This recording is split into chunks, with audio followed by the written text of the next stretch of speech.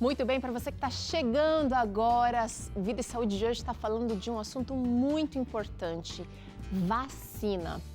E olha, o termo vacina surgiu pela primeira vez em 1798, através do médico inglês Edward Jenner, que começou a fazer experimentos relacionados à varíola. Agora, com o passar dos anos, essa forma de imunização se tornou conhecida e muito usada para combater doenças no mundo inteiro. Um exemplo disso foi a erradicação da varíola no mundo todo já em 1980. Hoje, no Brasil, são oferecidos 18 tipos de imunizantes nos postos de saúde de forma gratuita. Mas com a chegada da pandemia, a cobertura vacinal do país caiu muito. E segundo o Ministério da Saúde, o alcance das vacinas está em 52%, sendo que a meta de imunização no país é acima de 90%. Mas por que será que isso está acontecendo? Será que surgiram dúvidas relacionadas às vacinas? Será que você anda aí com algumas perguntas que precisam ser respondidas?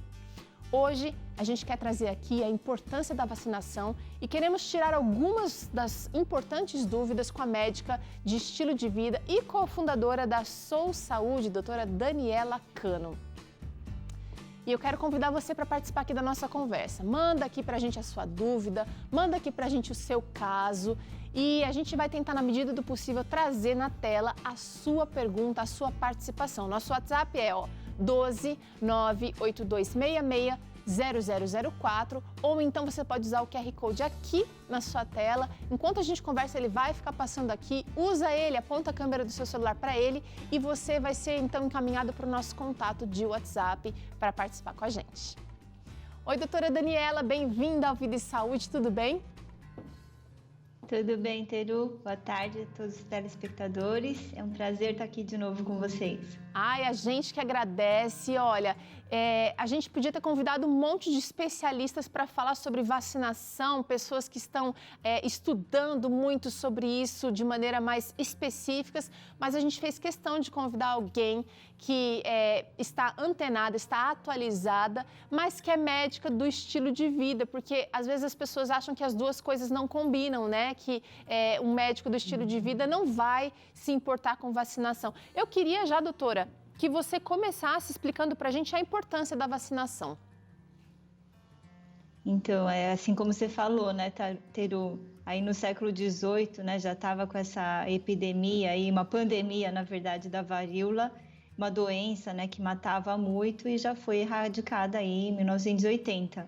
Assim como a varíola, várias outras doenças já foram erradicadas com a vacinação, como sarampo, por exemplo, que depois acabou voltando, né, a coqueluche, a poliomielite, que já foi bem controlada. E aqui no Brasil, por exemplo, já reduzimos a taxa de mortalidade infantil em 83% depois do Programa de Imunização Nacional, que é o PNI. Que maravilha! Agora, doutora, eu vou trazer aqui, a gente vai fazer uma brincadeira, porque a gente está com uma população aqui, uma população alegre, querida, e a gente quer imunizar essa galera para mostrar, vou fazer só imunização aqui no braço, para mostrar, vem cá, eu vou colocar aqui. Pronto, foi rapidinho. E erradicação de doenças é uma coisa que a vacina tem feito. Vou partir para a próxima, porque você já falou sobre essa, tem mais essa mulher aqui na fila, ela precisa dessa vacinação, olha. E aí, outra vantagem, a redução de mortalidade. Mortalidade. Assim como eu falei, aqui no Brasil, né, diminuiu a mortalidade infantil em 83% aí, depois desse programa de imunização nacional que foi implantado há 46 anos. Então, isso é muito importante. Tem mais esse rapaz aqui, essa menina, na fila de espera. Vamos aqui aplicar a vacina nela. Já já a gente vai falar um pouquinho sobre a eficiência dessas aplicações. A diminuição de hospitalizações, aliás, esse é um assunto pouco comentado, mas é muito importante, porque a gente tem uma carência nessa questão, né? Com certeza, a gente tem visto inclusive no Covid agora, não é? Depois da campanha de imunização, quanto de pessoas, né, diminui a taxa de internações e mortalidade. Eu fui para Manaus há 3 semanas atrás e o hospital lá estava com duas pessoas internadas e não estavam graves, graças à vacinação. Olha aí. Então a gente já está vendo que diminui essa hospitalização. Além de diminuir a hospitalização, olha aqui, mais uma imunização aqui, olha, feita aqui, ó. Também existe a redução do uso de medicamentos, de gastos, inclusive, e também, imagino, de efeitos colaterais, né, doutora? Com certeza, porque com mais pessoas imunizadas, a gente já vai formando anticorpos, né, para combater o vírus, a bactéria, o que seja. Aí com menos gente doente, menos gastos com medicamentos, com certeza. Vamos para o nosso último carinho aqui, olha, gente, que precisa ser imunizado, porque não adianta a gente ter parte da população imunizada e tem que ser uma parte significativa para que a gente consiga esse controle das doenças, né, doutora? Com certeza. É muito importante a gente estar prestando atenção, não é? Nas vantagens, nos benefícios que as vacinas vão dar para a gente evitar de pegar a doença e que essa doença evolua para um quadro mais grave. Ó, vamos para essa última imunização então aqui, ó. E vamos ver qual é a vantagem. Redução dos casos de doenças e sequelas também, porque algumas doenças, às vezes as pessoas enfrentam, né, conseguem sarar, mas deixam sequelas. Nossa, muitas, né? Como a poliomielite, por exemplo, que deixava as crianças na cadeira de rodas, né? Então, imagina a consequência para o resto da vida que ela pode ter. Por isso a importância, não é, da gente seguir, né, esse programa nacional de imunização e se conscientizar da importância das vacinas e não ficar seguindo tanto as fake news, né, Teru? Pois é, a gente vai falar daqui a pouquinho sobre fake news, aguenta aí. Agora é o seguinte, será que as vacinas, doutora, são realmente eficientes, eficazes? Eu tô aqui com uma bola de boliche, uma outra brincadeira que a gente vai fazer agora. E a gente tem aqui as nossas doenças, né? Tétano, cachumba, hepatite, sarampo, varíola, coqueluche, catapora. E aí, você já teve alguma dessas na infância? Já? Você tem criança pequena, já vacinou seus filhos? Olha só, eu não sei, vamos ver se eu sou boa de pontaria, tá, gente? Vocês têm que me perdoar aqui se eu errar. E, ó, vou ter que fazer de novo aqui, mais um strike. Vou ter que tomar a segunda dose, doutora. Vamos lá. Aê, já derrubei hepatite, vou fazer isso aqui, ó, pronto. Doutora, é o seguinte, as vacinas são eficientes porque elas são muito estudadas para serem aplicadas no local certo, do jeito certo, com um espaçamento de tempo certo também para segundas ou terceiras doses. E eu quero saber o seguinte, qual é a eficácia também? Se elas são eficientes e se são eficazes. O conceito de eficácia e eficiência são conceitos diferentes, parece a mesma coisa, mas não é.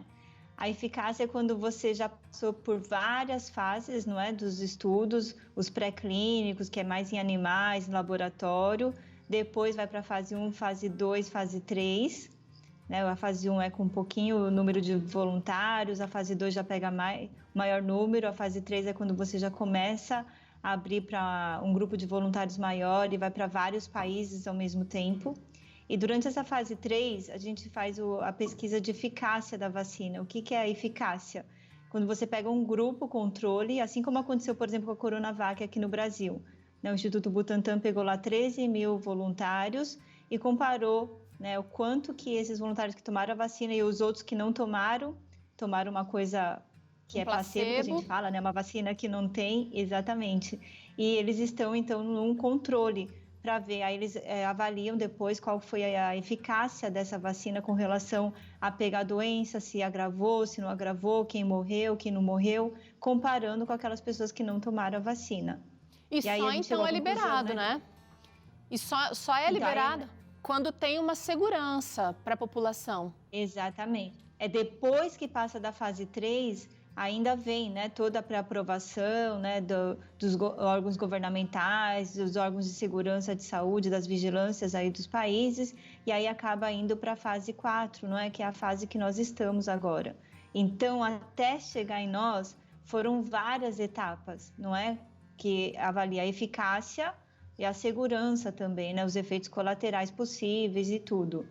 E a eficiência, depois que isso está aprovado, e a gente avalia, por exemplo, igual aconteceu na região de Serrana, né, aqui em São Paulo, que já estava todo mundo tomando a vacina, mas esse município foi um município escolhido pela Organização Mundial de Saúde e pegou quase toda a população dessa cidade, né, de todas as idades foi vacinada, e eles viram então a eficiência, né, que diminuiu, por exemplo, 80% o número de internações, né, diminuiu em 95% o número de mortes, né, diminuiu 86% o número de casos mais graves.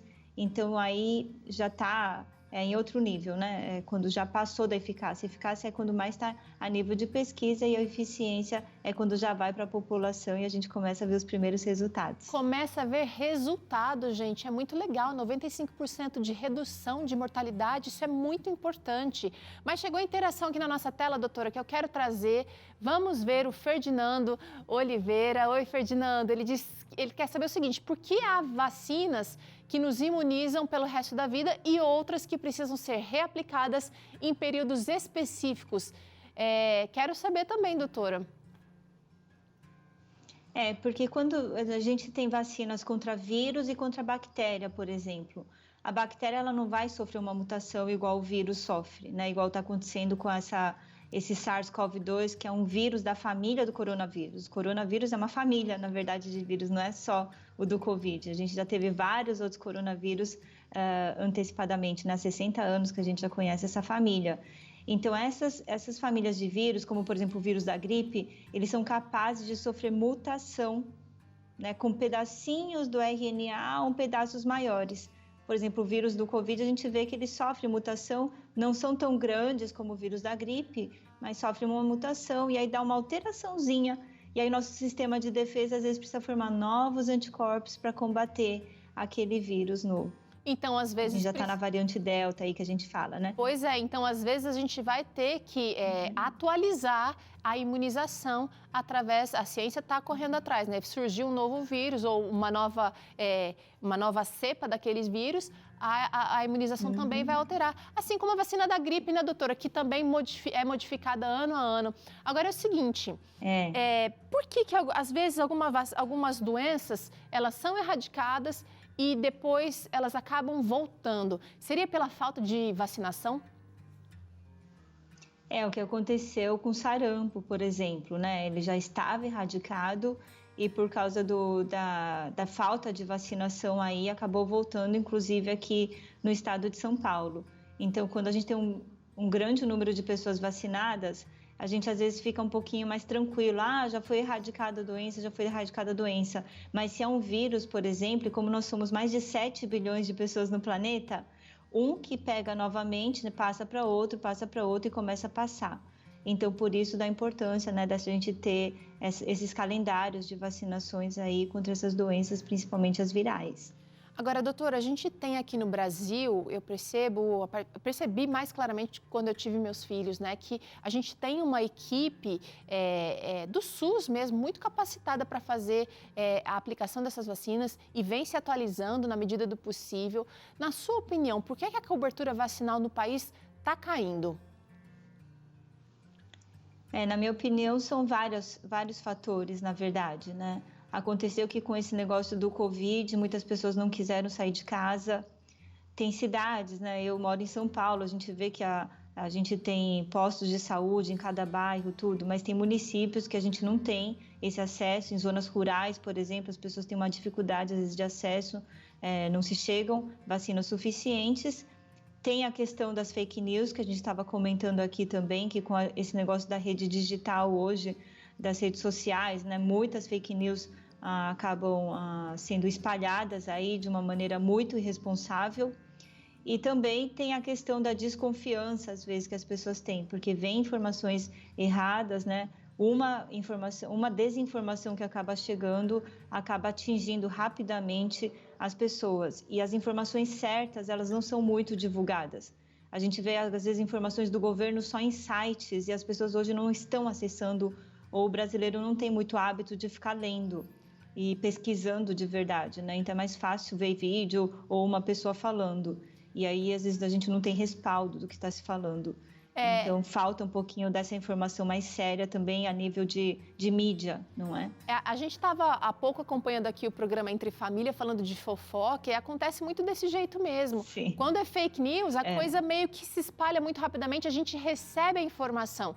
Agora, quando a informação é confiável, quando tem estudo científico, a gente tem que ir atrás dessa informação para comprovar o que está se falando por aí, né? Então, é muito importante que a gente desenvolva esse senso crítico de buscar realmente, não só falar porque está todo mundo falando, não só deixar de vacinar porque está todo mundo levantando aí uma suspeita, mas ler um pouquinho. Os estudos científicos muitas vezes têm ali resumos que a gente consegue compreender ou que a gente pode pedir ajuda, né? Agora é o seguinte, as vacinas às vezes trazem efeitos colaterais, trazem reações, né, doutora? Nem todas, mas algumas podem apresentar.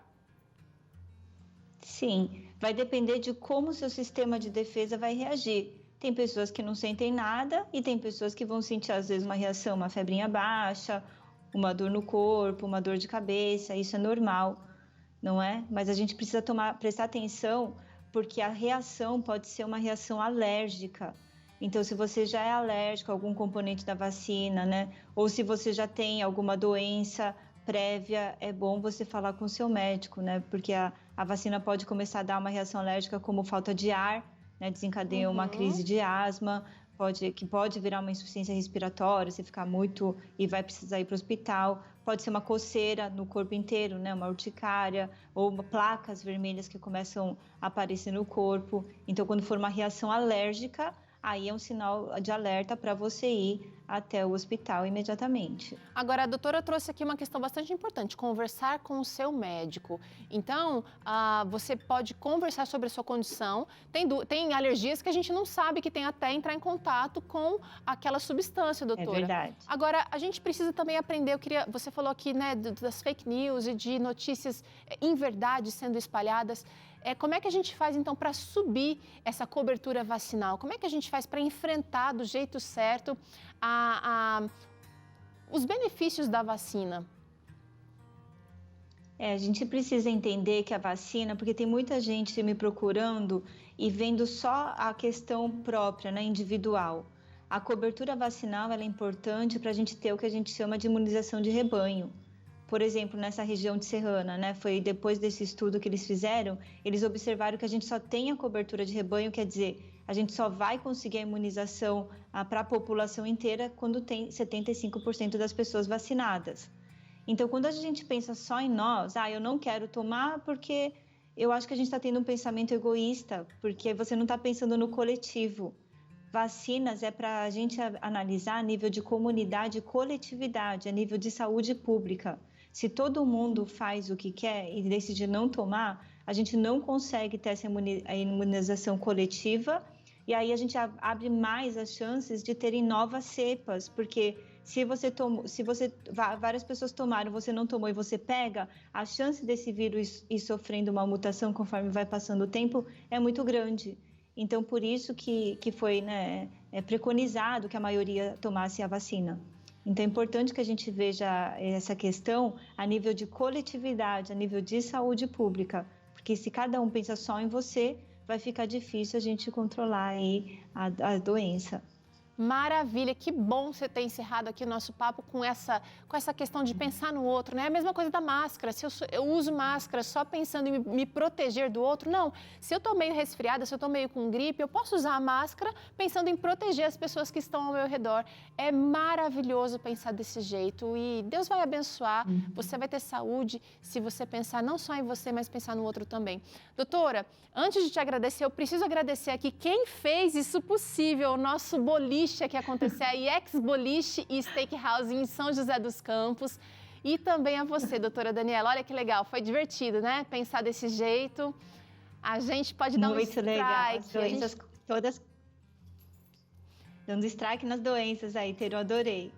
Olha, doutora, obrigada. Você quer conhecer mais do trabalho da doutora Daniela? Acessa lá no Instagram, @DanielaCano, com K e 2 N's, ou então, @SouSaúde, SOW Saúde no Instagram, e você vai se surpreender com tanta informação de saúde por ali, viu? Aliás, tem o site também, sousaude.com, tá aparecendo aqui na sua tela, aproveita, você vai gostar. Até a próxima, doutora Daniela. Até. Boa tarde. Muito obrigada. Olha só, a gente pausa agora para o intervalo. Na volta, estou ansiosa porque a gente acompanha mais um episódio da série de reportagens de programas que falaram de saúde ao longo dos 25 anos da TV Novo Tempo. Hoje a gente vai relembrar um pouquinho do Saúde e Sabor. E você ainda aprende esse bobó de palmito aqui no Vida e Saúde hoje. Eu volto já.